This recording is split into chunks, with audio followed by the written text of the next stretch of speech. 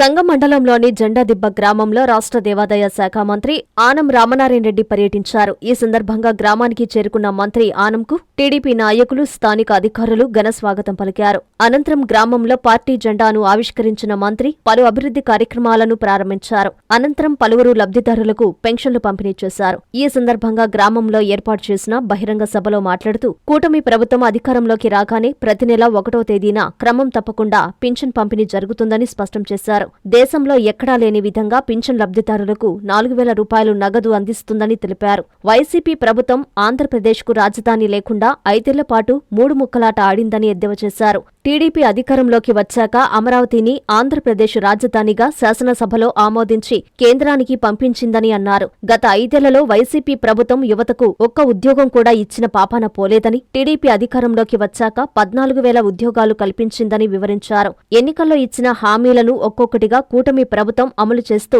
ముందుకు సాగుతుందని తెలిపారు. చేనేతలకు ఉచిత విద్యుత్ అందిస్తుందని తెలిపారు. మహిళలకు ఉచిత బస్సు, వికలాంగులకు ఉచిత బస్సు సౌకర్యం కల్పించిన ప్రభుత్వం కూటమి ప్రభుత్వమని అన్నారు. ఈ కార్యక్రమంలో నెల్లూరు టౌన్ టీడీపీ నాయకులు విజయభాస్కర్ రెడ్డి, సోమశిల ప్రాజెక్టు చైర్మన్ కేశవ చౌదరి, తహసీల్దార్ సోమ్లానాయక్, ఎంపీడీఓ షాలేట్, టీడీపీ మండల అధ్యక్షులు బానా శ్రీనివాసులరెడ్డి, సంఘం సొసైటీ అధ్యక్షులు గుండ్లపల్లి శ్రీనివాసులు యాదవ్, జెండాదిబ్బ టీడీపీ నాయకులు నారాయణ నాయుడు, నరేష్ నాయుడు, వెంకటరత్నం, సాగునీటి సంఘం అధ్యక్షులు షేక్ బాబు తదితరులు పాల్గొన్నారు.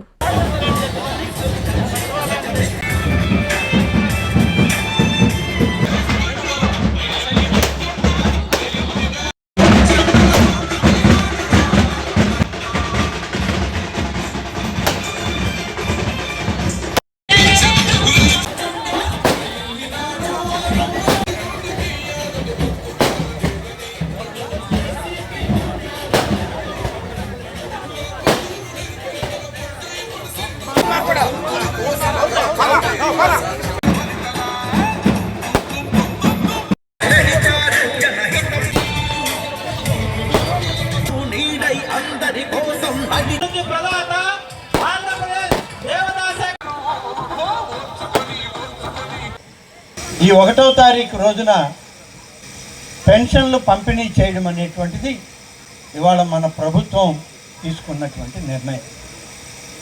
ప్రతి నెల 1వ తారీఖు అంతా పెన్షన్ పంపిణీ చేయాలి.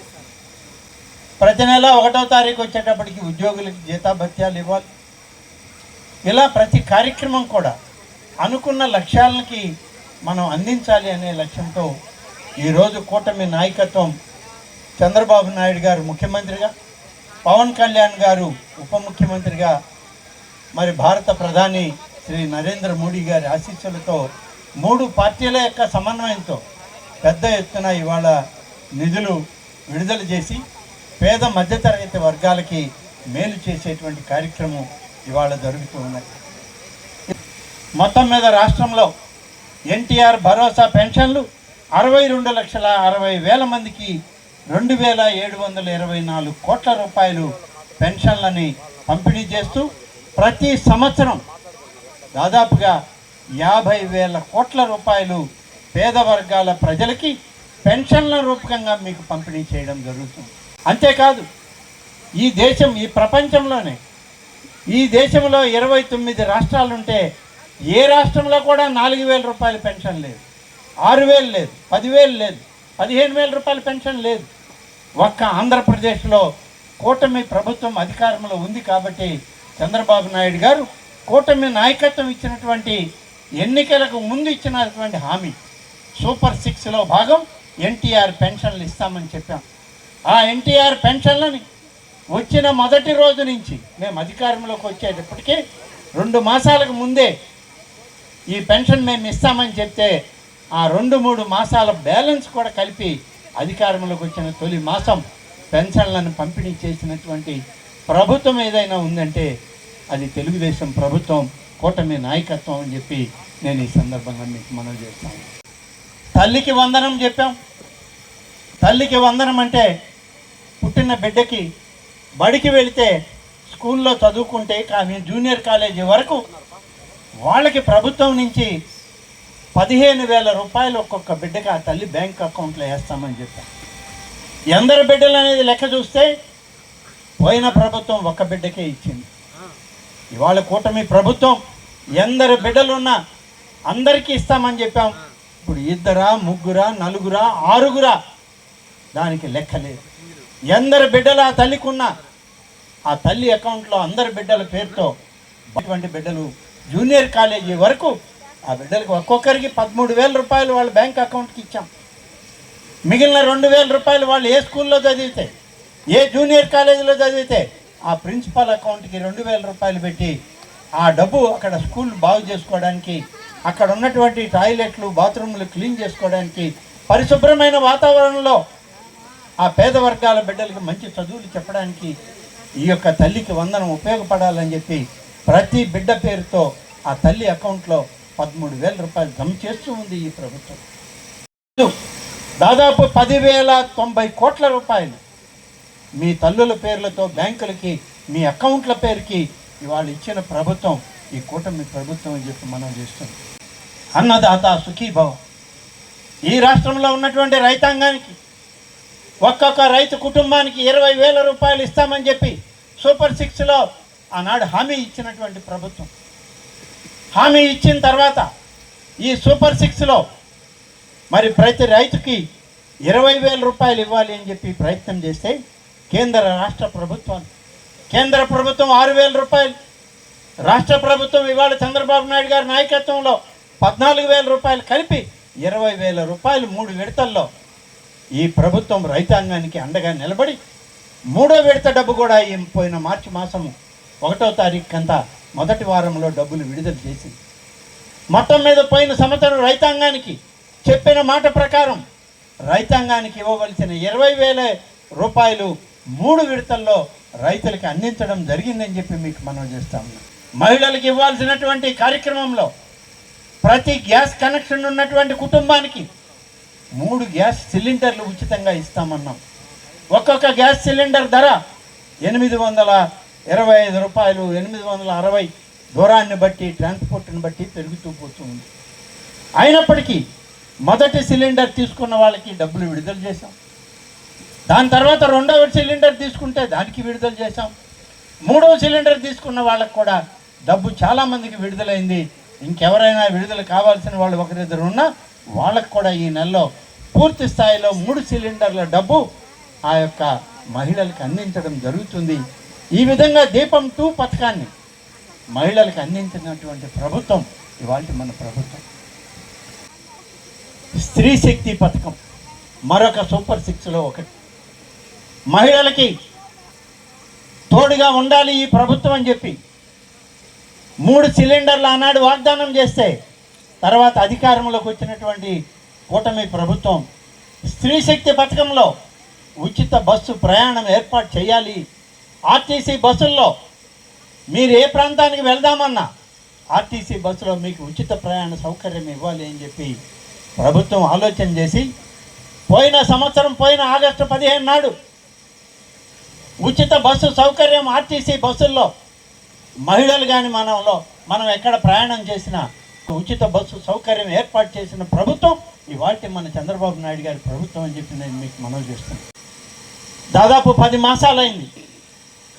5 కోట్ల మంది మహిళలు బస్సుల్లో ప్రయాణం చేశారు ఈ 10 మాసాల్లో. దీనికి అయిన ఖర్చు 1,400 కోట్ల రూపాయలు ఈ రాష్ట్ర ప్రభుత్వం ఆర్టీసీ యాజమాన్యానికి డబ్బు కట్టింది.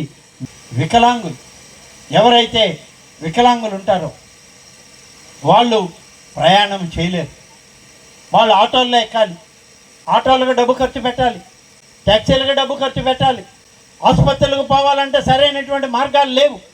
అందుకని ఆర్టీసీ బస్సులో ప్రయాణం చేస్తే దివ్యాంగులైనటువంటి వికలాంగులకు కూడా ఈనాడు ఉచిత బస్సు సౌకర్యం పోయిన మాసం నుంచి మొదలైంది.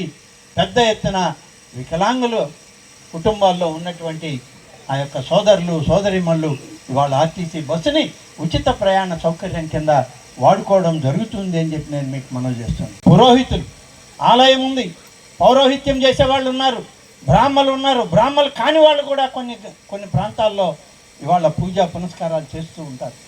వాళ్ళకు కూడా ఇవాళ ఒక్కొక్కరికి 10,000 రూపాయల లెక్కన పురోహితులకి ఈరోజు ధూపదీప నైవేద్యం అనేటువంటి ఒక పథకం కింద ప్రతి సంవత్సరం 70 కోట్ల రూపాయలు ఖర్చు చేసి ప్రతి నెల 1వ తారీఖు వచ్చేటప్పటికి 5,841 మందికి ఇవాళ డబ్బు విడుదల చేస్తూ ఉంది మన ప్రభుత్వం. 16,000 మంది టీచర్ పోస్టు ఖాళీలు ఉన్నాయి గడిచిన 8-9 సంవత్సరాలు. వాటన్నిటికీ పరీక్ష పెట్టి ఎంపిక చేసి అందరినీ కూర్చోబెట్టి మీకు ఎక్కడ ఖాళీ ఉంటే అక్కడ మీకు ఉద్యోగాలు ఇస్తున్నాం, 16,000 మంది మీరు వెళ్ళి ఉద్యోగాలు చేయండి అని చెప్తే అందరు టీచర్లని ఇవాళ ఏ టీచర్లు అయితే బడుల్లో టీచర్లు లేకుండా ఉన్నాయో ఆ బడులకి టీచర్లను వేయడం జరిగింది.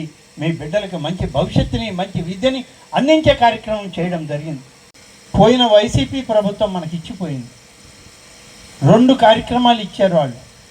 ఏంటంటే మనకి వాళ్ళు పోతూ ఈ ప్రభుత్వానికి ఇచ్చినటువంటి మొదటిది 10,50,000 కోట్ల రూపాయల అప్పు మనకు ఇచ్చిపోయారు.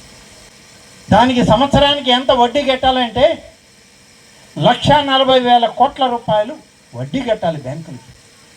ఇది వాళ్ళకి మనకి ఇచ్చినటువంటి బహుమానం. 5 సంవత్సరాలు ఆయన పరిపాలన చేసి దాదాపుగా 11 లక్షల కోట్ల రూపాయలు అప్పు ఇచ్చి ప్రతి సంవత్సరం ఈ అప్పు నువ్వు కట్టుకో, 1,40,000 కోట్ల రూపాయలు వడ్డీ కట్టుకో అని చెప్పి ఆ పెద్ద మనిషి ఈ ప్రభుత్వానికి అప్పచెప్పిపోయాడు. మరమగ్గాలు ఉంటే అంటే కరెంటు మీద మగ్గాలు కానీ ఉంటే వాళ్ళకి ఉచిత కరెంట్ ఇస్తాము. లేదు నేతన్నలు చేతి మగ్గాల్లో ఉంటే దానికి 200 యూనిట్ల కరెంటు. ఇవాళ దాన్ని నిన్నటి నుంచి బహుశా ఆదేశాలు ఇచ్చారు, ఇవాళ నుంచి మొదలవుతుంది. చేనేత కార్మికులు, చేనేత వస్త్రాలు నేసేవాళ్ళు ఎవరైనా ఉంటే కరెంటు మగ్గాల మీద కానీ మీరు మగ్గాలు పెట్టి నేస్తూ ఉంటే అధికారులు 500 యూనిట్ల వరకు మీకు ఉచిత కరెంటు మీ దగ్గర డబ్బు వసూలు చేయరు.